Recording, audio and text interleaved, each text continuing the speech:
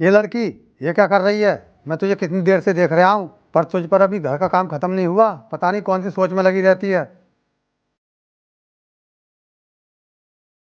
अपने सपने को पूरा करने की सोच में। पापा, मेरे पास मेरे सपने के अलावा और कोई वजह ही नहीं है सोचने को, तो मैं भला और क्या सोच सकती हूँ। तेरे सर से ये आईएएस बनने का भूत कब उतरेगा? मैं तुझे कई बार बता चुका हूँ कि तू एक लड़की है और लड़कियाँ इतना बड़ा सपना नहीं देख सकती, क्योंकि लड़कियों का काम चूल्हा चौका और घर संभालने का होता है, बड़े बड़े सपने देखने का नहीं। पापा, मैं भी तो आपको बहुत बार बोल चुकी हूँ कि मुझे मेरा सपना पूरा करने से कोई नहीं रोक सकता, और आप भी नहीं। और जरा सोच कर देखिए, जब मैं आईएएस बन जाऊंगी तब कितनी लड़कियों को मुझसे उम्मीद मिलेगी। जो लड़कियाँ आज अपनी पढ़ाई छोड़कर चूल्हा चौका कर रही हैं, वो फिर से अपनी पढ़ाई स्टार्ट कर देंगी और अपने सपनों को पूरा कर पाएंगी। देख आरती, ये बेकार की जिद छोड़ दे। आईएएस बनने के लिए बहुत पैसों की ज़रूरत पड़ती है और हमारे पास पैसे हैं ही नहीं। मैं कल तेरे लिए लड़का देखने जाऊंगा और घर बार अच्छा लगा तो कल ही रिश्ता पक्का कर दूंगा, और तेरी शादी करके मैं भी गंगा नहा लूंगा। फिर मुझे कोई टेंशन नहीं रहेगी।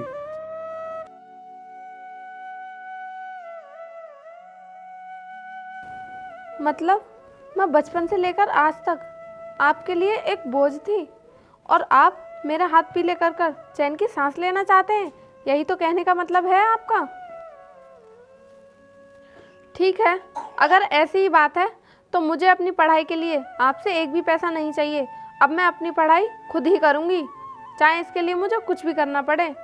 लेकिन कैसे, कहाँ से करेगी ये सब? तू एक लड़की है, लड़का नहीं जो बाहर जाके पैसे कमा के ले आएगी। लड़की हूँ तो क्या हुआ, मैं अपना सपना पूरा कर कर ही रहूँगी, चाहे इसके लिए मुझे कुछ भी क्यों ना करना पड़े।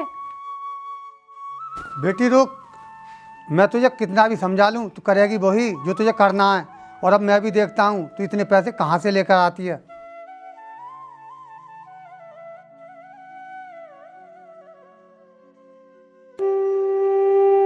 हे भगवान, मैं ऐसा क्या करूं जिससे कि मेरे पास बहुत सारे पैसे आ सकें और मैं उन पैसों से अपना सपना पूरा कर सकूं। कुछ समझ नहीं आ रहा।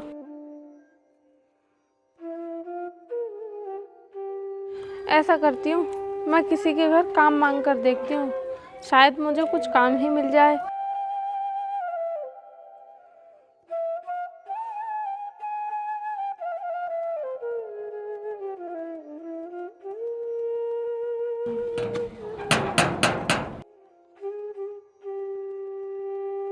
कोई है क्या?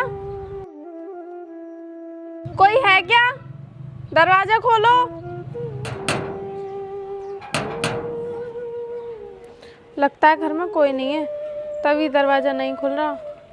अब मुझे किसी दूसरे घर में जाकर काम मांगना चाहिए, क्योंकि यहाँ खड़े रहने से तो मेरा टाइम ही बर्बाद होगा। अरे बार बार कौन गेट बजा रहा है? भैया, मैं ही आपका दरवाज़ा खटखटा रही थी। अच्छा, लेकिन क्यों? मैं तो तुम्हें जानता ही नहीं हूँ। हाँ, आप मुझे नहीं जानते और मैं भी आपको नहीं जानती। फिर तुम मेरा गेट क्यों खटखटा रही थी? मैं गेट इसलिए बजा रही थी क्योंकि मुझे पैसों की बहुत ज़रूरत है। अगर मुझे आपके यहाँ कुछ काम मिल जाता तो मेरी मदद हो जाती। अच्छा, तो ये बताओ तुम्हें खाना बनाना आता है? क्योंकि घर के सारे काम के साथ साथ तुम्हें मेरे लिए खाना भी बनाना पड़ेगा, तभी मैं तुम्हें काम पे रखूँगा। हाँ, मुझे खाना बनाना आता है।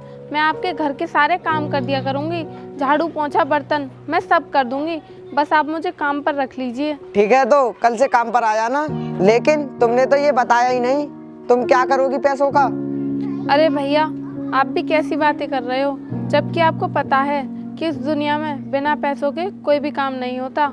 छोटे छोटे काम भी बिना पैसों के रुक जाते हैं, और मैं तो बहुत बड़ा सपना लेकर घूम रही हूँ, और मैं नहीं चाहती कि मेरे आईएएस बनने के सपने को पूरा करने के बीच में कोई रुकावट आए, इसीलिए मैं ये सब कर रही हूँ। अच्छा, ये तो बहुत अच्छी बात है कि तुम एक आईएएस ऑफिसर बनना चाहती हो। चलो तो ठीक है, अब तुम जाओ, कल से टाइम पे आ जाना।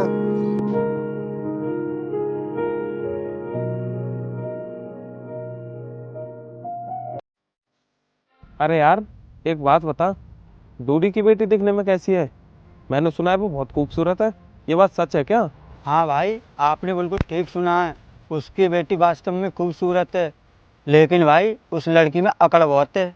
अच्छा, क्यों, उसके पास तो ऐसा कुछ भी नहीं है जिसकी वो अकड़ दिखा सके, और वो गरीब भी है, फिर किस बात की अकड़ दिखाती है?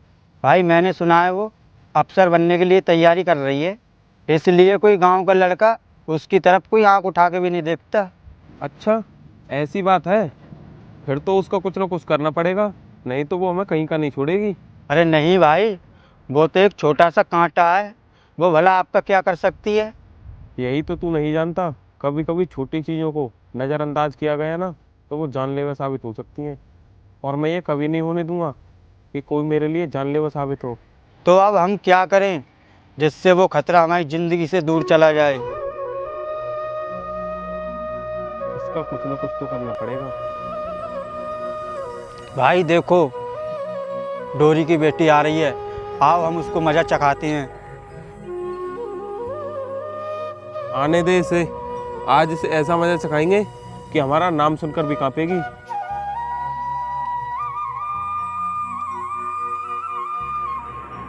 ये लड़की रुक, भाई तुझसे कुछ बात करना चाहते हैं। भाई यही है वो डोरी की लड़की, देख लो। मैंने तेरे बारे में एक बात सुनी थी और वो सच ही निकली, वाकई में तू बहुत खूबसूरत है।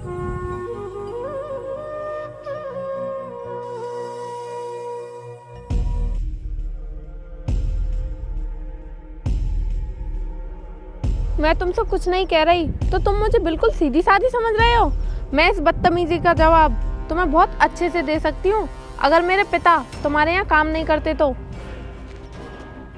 छोटे, तूने ठीक ही कहा था, लड़की माँ कर तो है लेकिन अफसोस किसी काम की नहीं। बेचारी गरीब जो है, शायद इसे पता नहीं है, अगर इसने कुछ किया तो मैं इसके बाप को कहीं मजदूरी करने के लायक भी नहीं छोड़ूंगा।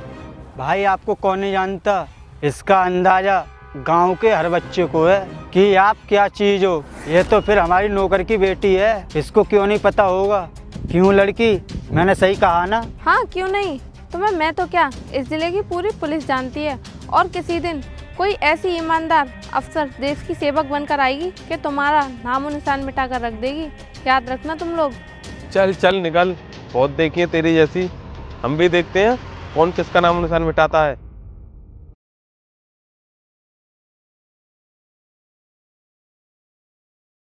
क्या हुआ भाई, क्या सोच रहे हो? कुछ नहीं यार, इस लड़की ने मुझे सोचने पर मजबूर कर दिया। अगर ये गलती से भी आईएएस ऑफिसर बन गई ना तो ये मेरे सारे धंधे बंद करा देगी। भाई आप इतना क्यों सोच रहे हो? आप कहे तो इसे जान से मार दूं? नहीं, इसने मुझे बेइज्जत किया है, इससे तो मैं अपने हिसाब से बदला लूंगा, ताकि सांप भी मर जाए और लाठी भी नहीं टूटे। चल मेरे साथ।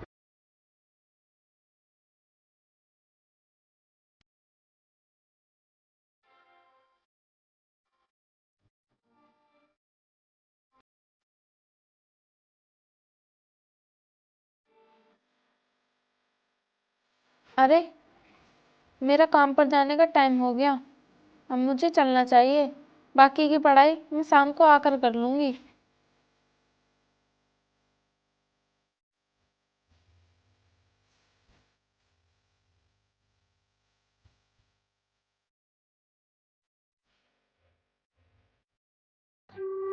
और भाई डोरीलाल, क्या हाल है?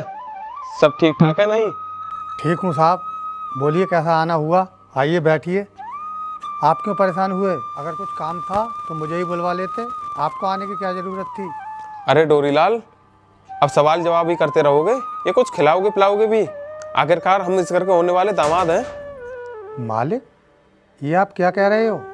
आप और मेरे घर के दामाद? क्यों, तुम्हें ये रिश्ता मंजूर नहीं है क्या? नहीं नहीं साहब, ऐसी कोई बात नहीं है। मैं तो ये सोच रहा हूँ कि मैंने कुछ अच्छे कर्म करे होंगे, तभी मेरी बेटी का हाथ मांगने आप खुद आए हो। मैं आपके लिए अभी पानी मंगवाता हूँ। अरे बेटी, जरा 2 गिलास पानी लाना।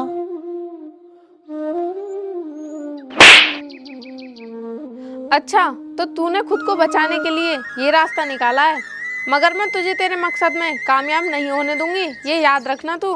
आरती, ये तू क्या बोल रही है? पापा, मैं वही बोल रही हूँ जो मुझे बोलना चाहिए। साहब आप जाइए और शादी की तैयारी कीजिए, इसे तो मैं मना ही लूँगा।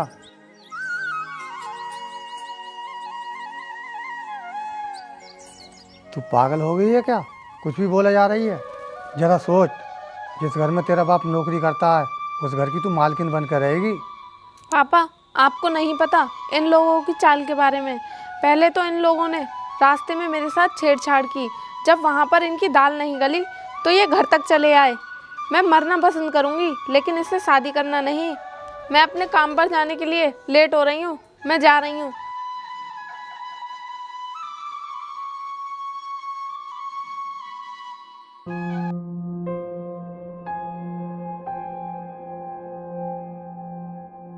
पता नहीं ये लड़की क्या करके मानेगी। मेरी तो एक बात भी नहीं मानती।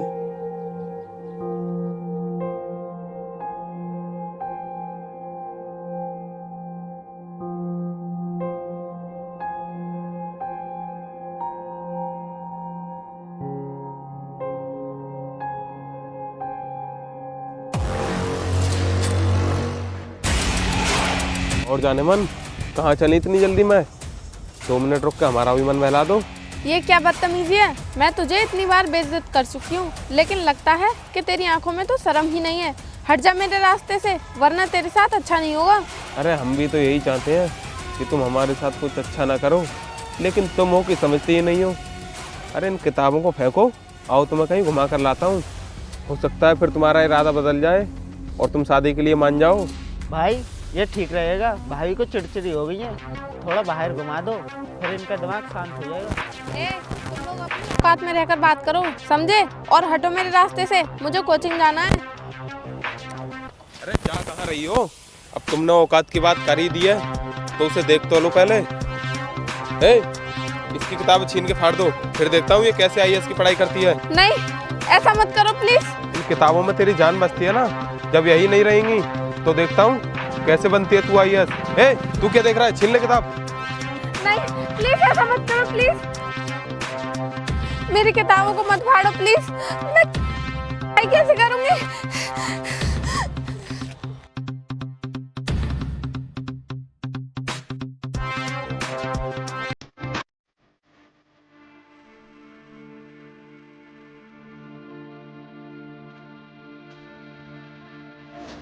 हे भगवान, तू मेरे लिए क्यों इतनी मुसीबतें बढ़ा रहा है?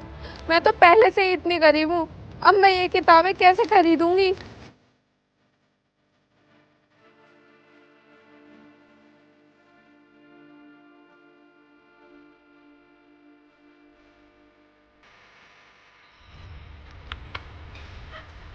अरे बहन, तुम रो क्यों रही हो? अरे ये सारी किताबें किसने फाड़ी हैं तुम्हारी? भैया,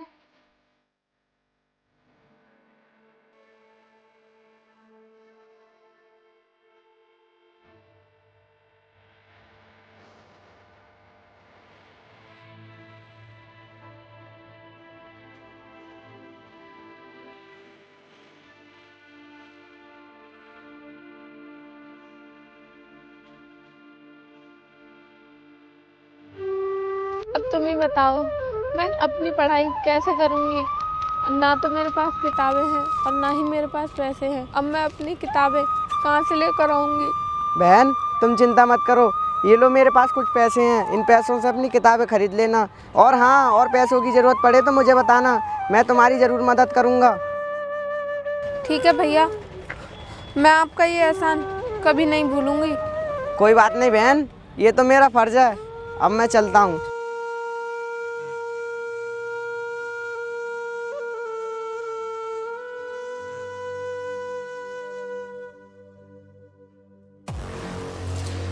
डोरीलाल, डोरीलाल, कहाँ गया? बाहर निकल, इस घर के दामाद आए हैं। हाँ मालिक, कहिए कैसा आना हुआ? अरे कैसे क्या, तुम्हारी बेटी की याद आ रही थी इसलिए चले आए। काफी दिनों से वैसे वो दिखाई नहीं दी है, कहाँ है वो? मालिक, वो तो 6 महीने से घर नहीं आई है। बोल कर गई थी मुझे ट्रेनिंग के लिए बाहर जाना है। मुझे तो लगता है इस बुड्ढे ने कहीं बाहर भेज दी है हमसे बचाने के लिए। ट्रेनिंग का तो बहाना है। ठीक कह रहा है तू, इसने कहीं बाहर ही भेज दिया है। ट्रेनिंग का तो बस बहाना है, क्योंकि हमने उसे पढ़ने लायक तो छोड़ा ही नहीं था, तो वो ट्रेनिंग करने क्यों जाएगी? हमने उसकी सारी किताबें फाड़ दी थी, तो वो आईएएस कैसे बन सकती है? बुड्ढे, अब तू सीधी तरह बता दे कि वो कहाँ पर है, या हमें कुछ करना पड़ेगा। साहब मैं सच बोल रहा हूँ, मुझसे तो वो ट्रेनिंग के लिए ही कह के गई थी। अच्छा, तो तू ऐसे नहीं मानेगा। अरे सुन भाई, मुझे लगता है ससुर जी की सेवा करनी ही पड़ेगी, तभी ये बताएंगे कि इनकी बेटी कहाँ पर है। अच्छा भाई, इसमें कौन सी बड़ी बात है, अभी कर देता हूँ। अबे बुड्ढे, सही सही बता तेरी बेटी कहाँ पर है। पिताजी, पिताजी, आप कहाँ हो? छोड़ो मेरे पिताजी को।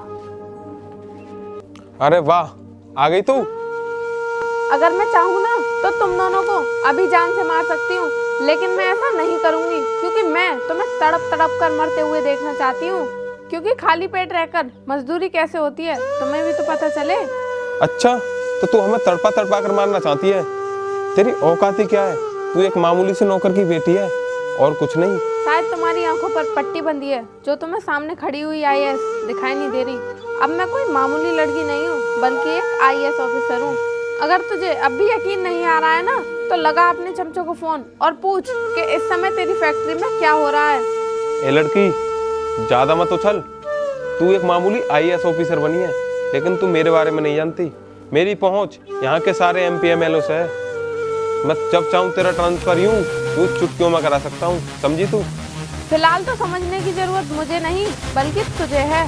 गौर से देख इस चेहरे को, मैं वही गरीब लड़की हूँ जिसे तूने पढ़ने लायक भी नहीं छोड़ा था, ये सोचकर कि मैं कुछ भी नहीं कर सकती। लेकिन देख, आज मैं अपने इन्हीं हाथों से तेरी सारी फैक्ट्रियों में आग लगा कर आई हूँ। अगर रोक सकता है तो रोक ले। क्या? चल बे। बेटी, ये तूने क्या किया? फैक्ट्रियों में जो वर्कर काम करते थे, अब उनका क्या होगा? वो अपना घर कैसे चलाएंगे? पिताजी, आप चिंता मत करो। जो वर्कर उन फैक्ट्रियों में काम करते थे, वो फैक्ट्रियां उन वर्करों की जमीनों पर हैं और अब वो जमीन उन्हें वापस मिल जाएंगी। फिर वो आराम से खेती करके अपना घर चला सकते हैं। फिर उन्हें किसी का गुलाम बनकर रहने की कोई जरूरत नहीं पड़ेगी। वाह बेटी वाह, मुझे गर्व है तुझ पर, क्योंकि मेरी बेटी ने वो काम किया है किसी का बेटा भी नहीं कर सकता। बेटी मुझे माफ़ कर दे, मैंने तुझे हमेशा गलत समझा और कभी तेरा साथ नहीं दिया। अरे बहन, तुम आईएएस बन गई? हाँ भैया, लेकिन ये सब आपकी वजह से हुआ है। अगर आप मुझे उस दिन पैसे नहीं देते तो शायद मैं आईएएस का एग्ज़ाम भी नहीं दे पाती। पिताजी, अगर आपको किसी का धन्यवाद करना है तो इनका करो। अगर ये नहीं होते तो शायद आज मैं इस पोजीशन पर नहीं पहुंच पाती। अरे नहीं नहीं अंकल, आप मेरा नहीं भगवान का शुक्रिया अदा कीजिए, जो भगवान ने आपको आरती जैसी बेटी दी है। ठीक है तो अंकल, मैं चलता हूँ अब। चल बेटी, अब तू थक गई होगी, थोड़ी बहुत देर आराम कर ले।